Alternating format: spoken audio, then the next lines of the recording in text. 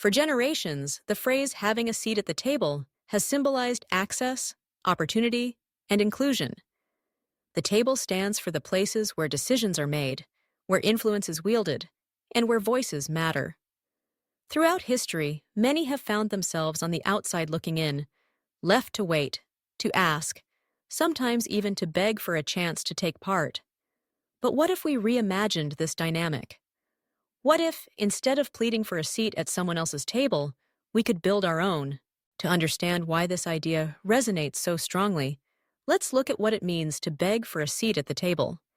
It means asking for permission to participate, to contribute, or to belong in a space that someone else controls.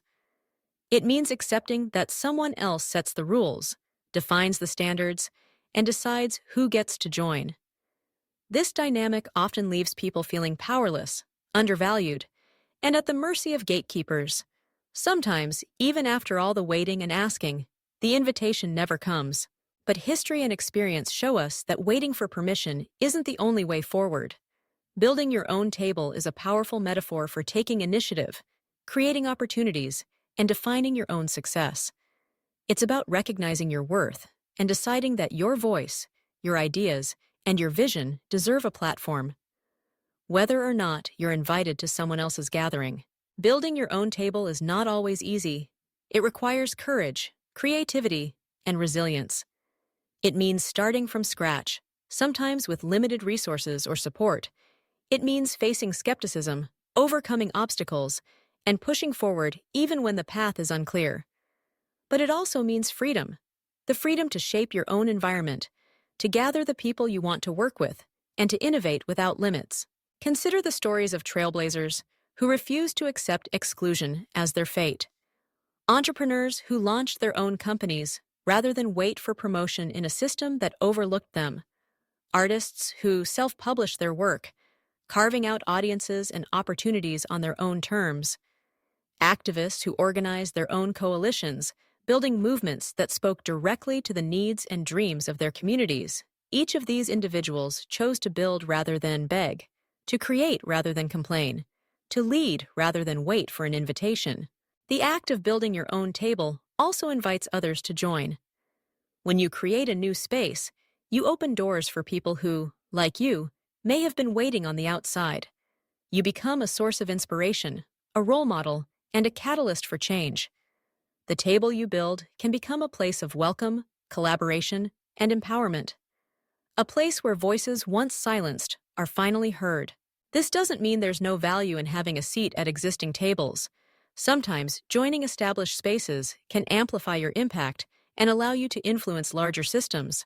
But relying solely on others to grant you access can limit your potential. By building your own table, you claim agency over your destiny. You determine your own priorities. You create the culture, the values, and the vision that matter most to you. So how do you begin to build your own table? It starts with a mindset shift. Instead of seeing yourself as someone who needs permission, see yourself as someone who can create. Identify your strengths, your passions, and your unique perspective. Ask yourself what you want to see in the world. What kind of community, business, project, or movement would inspire you? Begin with small steps. Find allies who share your vision. Use the resources you have, and don't wait for perfect conditions. Innovation thrives in imperfect circumstances. Leverage the tools and technology available to you. Today, it's easier than ever to connect with others, share your ideas, and launch your own initiatives. Social media, online platforms, and digital communities give voice to those who previously might have been overlooked. Don't underestimate the power of starting small.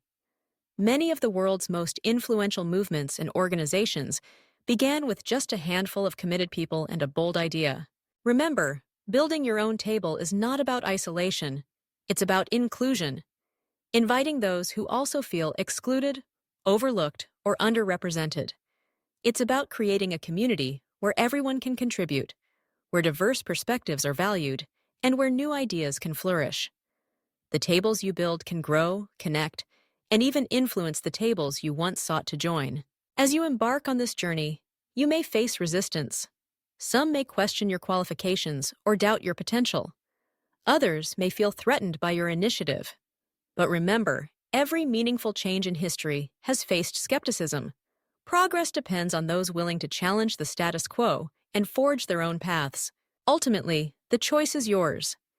You can wait, hoping to be chosen, or you can choose yourself. You can accept the limits set by others, or you can push past them. You can beg for a seat at the table, or you can build your own and invite the world to join you. Each approach shapes not just your own future, but the future of those who follow. So the next time you find yourself knocking at a closed door, waiting for a seat at someone else's table, remember your power to create. Remember that history is full of people who refused to wait, who built tables where none existed, and who changed the world in the process. Your voice matters. Your vision matters. Don't beg for a seat. Build your own table and make room for others to dream, create, and lead alongside you.